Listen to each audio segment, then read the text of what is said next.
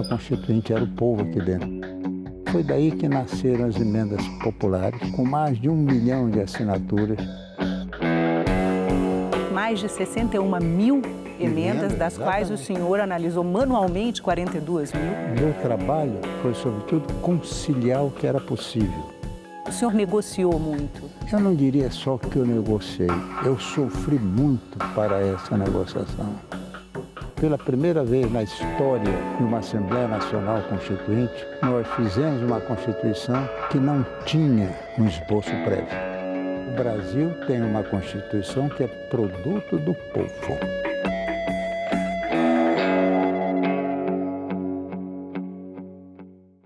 Dr. Bernardo Cabral, como o senhor descreveria o ambiente no Palácio do Congresso Nacional durante a Assembleia Nacional Constituinte?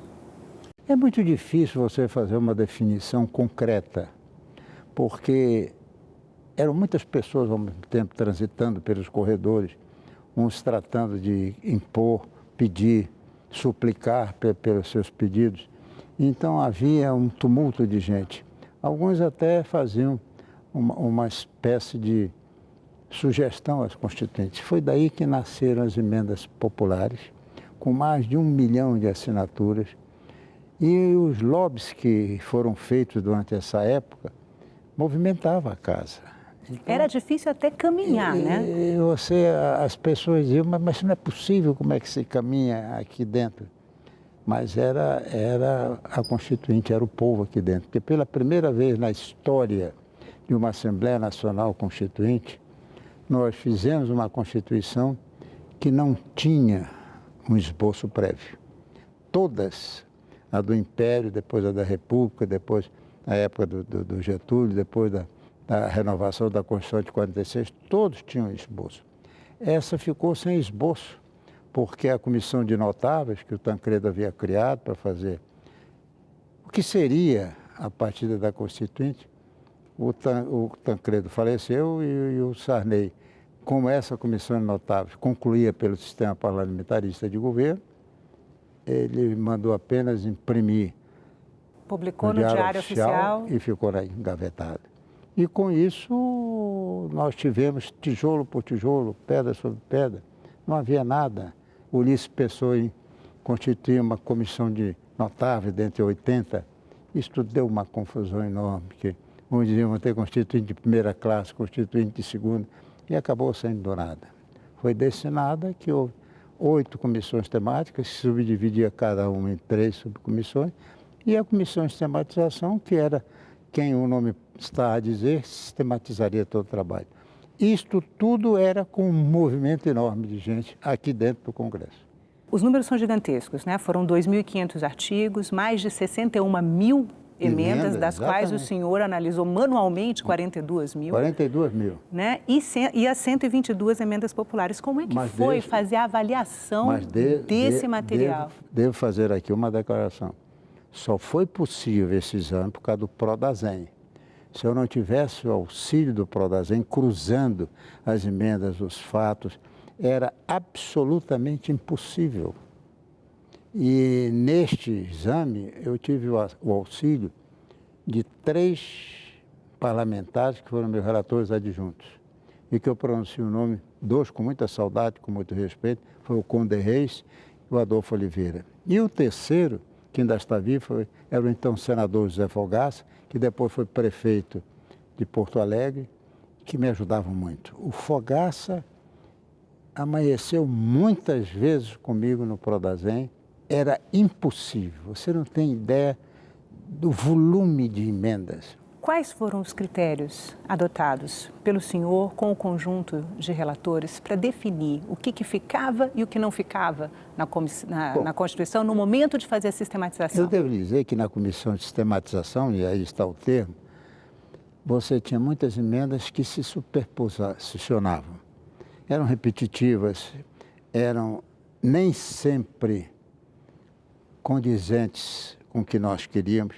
Ainda assim, foi para o texto constitucional assunto, matéria nitidamente infraconstitucional.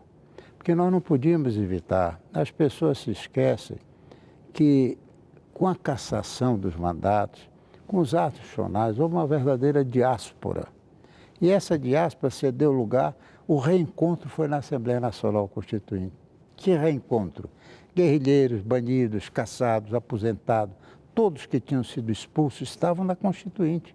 E a obra não foi só minha, do relator, nem do Ulisses, nem do Mário Covas, a obra foram todos os constituintes. E nessa amálgama de gente, havia pessoas que queriam colocar o seu ponto de vista.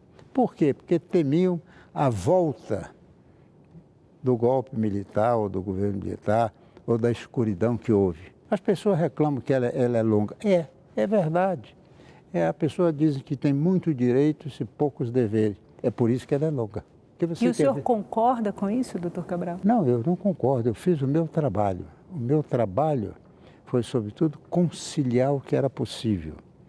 Não se esqueça que em 87 nós tínhamos uma dicotomia no mundo.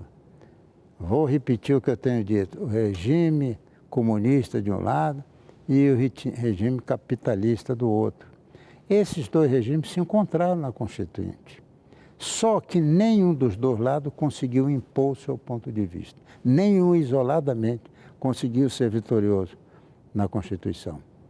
Havia, então, a forma da gente fazer uma conciliação. O que não era possível conciliar, por isso que ela é longa, se colocar vírgula nos termos da lei. O chamado buraco negro da Constituição. E o buraco negro, às vezes, até foi quando nós chegamos a um tempo que acabamos chamando as emendas aglutinadoras. Acho que nós podíamos compor o que era possível compor, porque você veja, escrever uma Constituição não é todo tempo, todo dia, toda hora que você pode fazer. Você também não pode fazer um texto constitucional ao sabor de quem está no poder, porque senão cada presidente da República gostaria de ter uma Constituição ao seu bel prazer, ao seu modo. Como hoje você tem aqui nos nossos vizinhos, que se dizem eleitos, têm Constituição, mas são verdadeiros ditadores.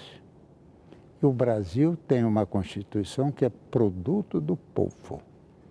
Nenhum jurista célebre redigiu esse texto constitucional. Eu queria que o senhor comentasse um pouquinho como é que foi esse trabalho de compatibilizar essas propostas tão antagônicas que apareceram. Ao mesmo tempo que havia uma emenda pedindo a pena de morte no país, né, havia emendas pedindo a proibição total da pena de morte no país e da prisão perpétua. Às vezes você pode condenar um inocente, é preferível, portanto, absolver, às vezes, um culpado do que condenar um inocente à morte. Esta é a razão, está aí. Pena de morte está na Constituição, apesar de ter duas correntes antagônicas, uma que defendia, havia um deputado que, inclusive, fazia toda a sua propaganda a favor da pena de morte. Amaral Neto. E eu poderia ter sido muito facilmente, não, pena de morte não é, vou dizer mais isso, não é caminho para se educar o cara. Você não reeduca socialmente um assassino com a pena de morte, porque ela não vai servir de exemplo. Se servisse de exemplo nos estados onde ela é aplicada, ou nos países que a aplicam, não teria nenhum assassinato. Como foi, doutor Bernardo Cabral, construir esses consensos que viabilizaram esse grande pacto nacional que foi a Constituição de 1988? O senhor negociou muito. Eu não diria só que eu negociei, eu sofri muito para essa negociação.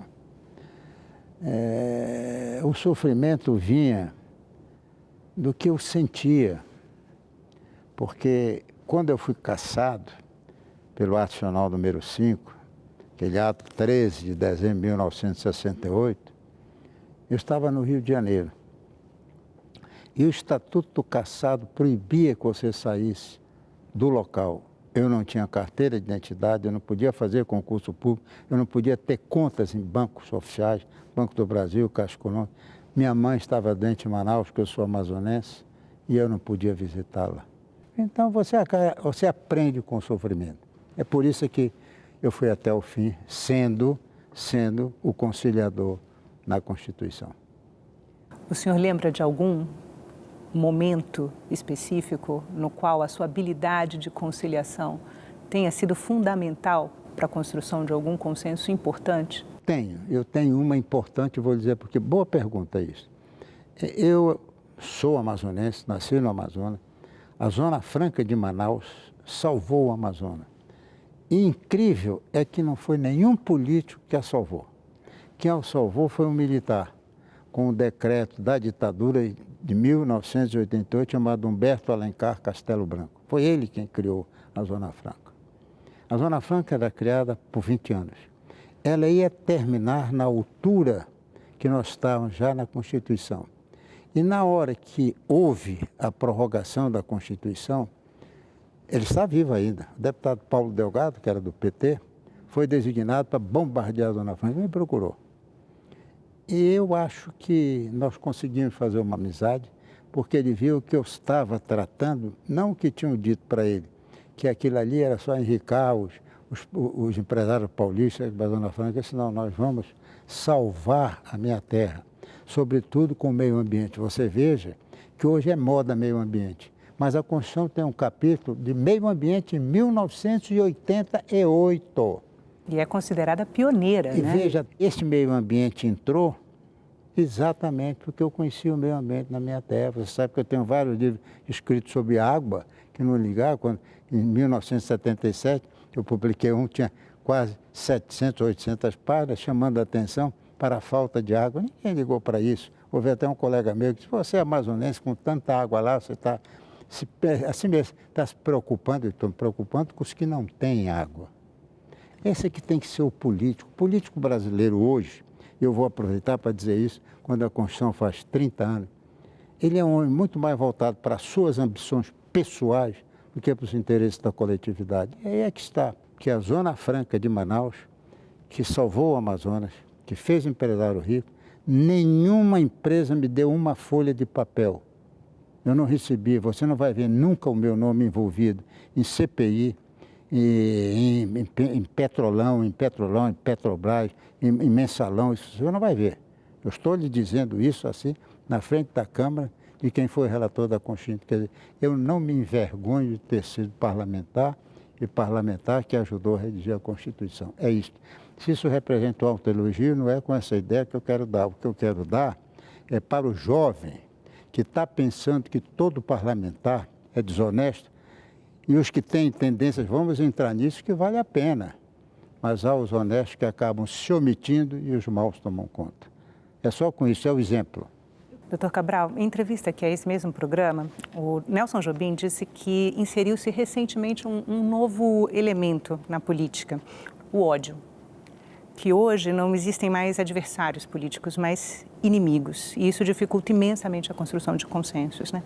Como era o clima na Constituinte? Era muito diferente, porque havia briga também, né? Mas se você falar em ódio, este ódio já vem longe. Há o exemplo bíblico dos dois irmãos. Você não matou o irmão. Você quer ódio pior do que esse? Vem de longe. O ódio é inerente ao ser humano. Se na política, se não houve na Constituinte nenhum tipo de tiros ou facadas, mas já tinha havido antes, lá atrás, no Senado, uma vez, um senador disparou um tiro no outro, no desafeto, acabou matando um terceiro que não tinha nada que ver com a coisa. Este ódio vem de longe. Vamos conversar sobre parlamentarismo um pouco? O projeto da Constituição brasileira, o senhor é parlamentarista? Desde que eu era acadêmico de direito, o sistema parlamentar de governo é diferente. Não tem nem como comparar o sistema parlamentarista com o sistema presidencialista. No sistema presidencialista, o cidadão é chefe das duas coisas. Ele é chefe do Estado e chefe do governo. Ele manda no Estado e manda no governo. Ele não tem proposta de governo. Ele chega, assume a presidência e no meio do caminho ele diz, eu vou construir aquela estrada. No sistema parlamentarista, aquele que é eleito primeiro-ministro ele tem que levar primeiro a sua proposta de governo. Se o Congresso aprovar a sua proposta, ele vai governar ali dentro. Se ele sair um pouco, ele recebe uma moção de censura e é derrubado. Derrubado o chefe de governo, o chefe de Estado continua, que é outro cidadão, não tem nada que ver. Aí você me diz, me dê um exemplo, então eu vou dizer. Depois da Segunda Guerra Mundial, os países mais derrotados, que eram os maiores, Alemanha, França, Japão. Olha, eu vou dizer só 4, e a Espanha. E este não entrou na guerra, mas todos têm sistema parlamentarista. Ou parlamentarista com o presidente, ou parlamentarista com o imperador ou com o rei. O único é os Estados Unidos. Mas o pessoal se esquece que nos Estados Unidos, quem comanda a economia é o chefe do Tesouro. O Departamento de Tesouro tem um mandato. Aqui, o presidente da República, que é o chefe de governo, nomeia o presidente do banco. E a única coisa que se faz é passar pelo crivo do Senado, mas ele, se quiser, ele tira na hora, como já aconteceu várias vezes. Qual é o outro assunto? No sistema parlamentarista, o sistema presidencial, não há prazo certo de mandato. O sujeito pode se eleger parlamentar e, ao cabo de algum tempo, quando caiu o primeiro-ministro ou quando ele dissolve o parlamento, veja a diferença. No presidencialista, se ele é deputado federal, ele tem 4 anos. Senador, ele tem 8. Então, ele pode fazer um programa, dizer, bom, 4 anos, eu vou pegar a Caixa Econômica, vou pegar isso, que está vendo, a Lava Jato está mostrando. E ele vai ficando. Ele investe mais dinheiro na sua campanha do que ele pode receber como salário de deputado e de senador. Há exceções. Eu quero que você saiba que no parlamento eu conheci senadores e deputados federais sérios. Então não se pode dizer que são todos. Mas espera, a diferença é essa, que no sistema parlamentarista o chefe do governo negocia com o partido, ele não negocia com os parlamentares. Mas como é que o senhor avalia? Como é que o senhor avalia o impacto dessa característica parlamentarista da nossa Constituição no nosso presidencialismo de coalizão, no nosso sistema político, para o equilíbrio dos poderes? É simples explicar o seguinte, Renato. O sistema parlamentarista saiu da Comissão de Sistematização, aprovado. Aprovado, eu vou dizer, por um trabalho difícil que foi feito pelo Afonso Arene Melo Franco, por Fogaça, por mim e por outros companheiros. Nós redigimos aquilo com muito carinho.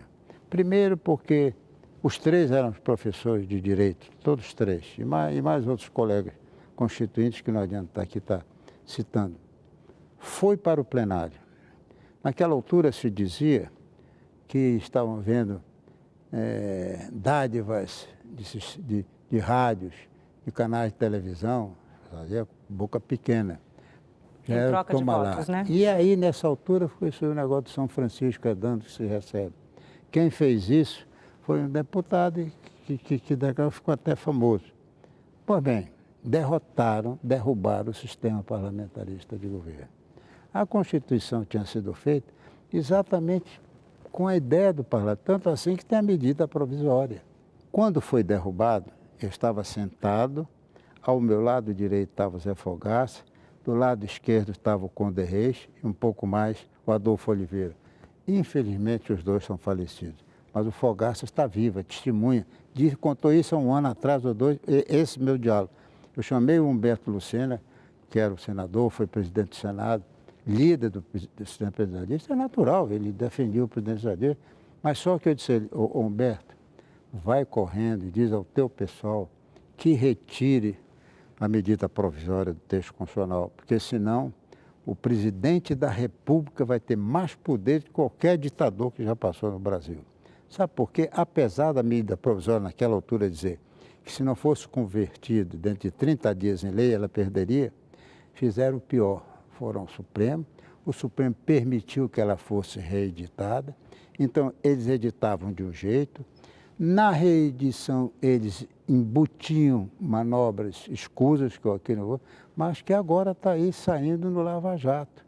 Eram negociados, quer dizer, veja o mal que ficou de não ter nem extirpado a medida provisória. Que não aconteceria se fosse o sistema parlamentarista de governo, porque ela só é usada quando o primeiro-ministro precisa de urgência. E aí, eu acho, posso dizer, é uma pena transformar uma medida que é de alto nível para o sistema parlamentarista em troca, em moeda de negócio. É uma pena. Eu, se eu pudesse, eu digo, o que é que você faria nessa Constituição? Mandaria extirpar, tem que sair de lá todo. Outra coisa que eu vou logo lhe responder antes que você me pergunte. Todo mundo diz que essa Constituição é longa. É verdade. ela é longa, ela tem muito mais direitos do que deveres. Todo mundo reclama, sobretudo que Roberto Campos era um especialista nisso enfim, só me abraçou quando foi aprovada a Zona Franca de Manaus, porque ele tinha ideia da Zona Franca. Acontece que as pessoas se esquecem que você estava saindo de uma excepcionalidade institucional. Foram vários atos institucionais que tomaram conta do país. Saindo para quê? Para uma reordenação constitucional. E cada um por lá o que desejava. E isso fez com que se multiplicasse. Mas ninguém diz o seguinte, por exemplo, quando tinha um ato institucional, o número 5, claramente ele dizia: nenhuma ação pode ser proposta no judiciário contra medida oriunda de ato institucional. Hoje tem um artigo que diz assim: nenhuma lesão de direito escapa da apreciação do Poder Judiciário. Está lá. Quando não tivesse, é muito direito? É. Não deveria ter tanto? Não. Mas acontece, aí eu vou dizer uma coisa, para os que censuram. O seu Sarney, através dele e de um secretário de Fazenda e de um assessor muito perto dele, diziam que essa Constituição não duraria 6 meses, que ela iria pôr o país ingovernável.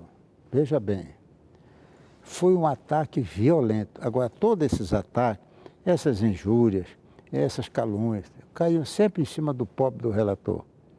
Acontece que eu não sei por onde eles andam hoje, mas eu sei que a Constituição está fazendo 30 anos, ela permitiu que o país fosse governável, tanto permitiu que quando o seu Costa e Silva teve o ataque, aquele ataque vascular cerebral, ele ficou impedido de governar.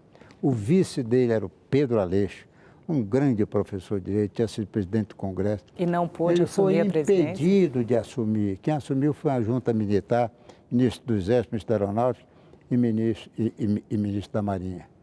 Quando o Collor foi impedido, não foi a junta militar que assumiu. A Constituição de 88 garantiu que o seu Itamar Franco assumisse o poder. Quando Itamar Franco saiu, Fernando Henrique ficou mais 4, 8 anos, o Lula ficou 8 anos, a dona Dilma foi impedida. Mas não foi também, de novo, olha, crise violentíssima, crise de moral, crise econômica, crise financeira, todas as crises, com tudo isso, a Constituição ficou acima das crises e o seu vice-presidente foi alçado a presidente da República. Você quer ver vitória maior do que esse texto constitucional? Não importa se ela tem defeito, tem. Ela é obra humana. E a obra feita por um ser humano, ela é cheia de percalços, ela é cheia de imperfeições. Você não pode querer. Agora, ela se não é a melhor, foi o que foi possível fazer. Doutor Cabral, muito obrigada pela entrevista. E não se esqueça do que o Ulisses disse no discurso: esta Constituição terá cheiro de amanhã e não cheiro de mofo. Está aí, vou à prova.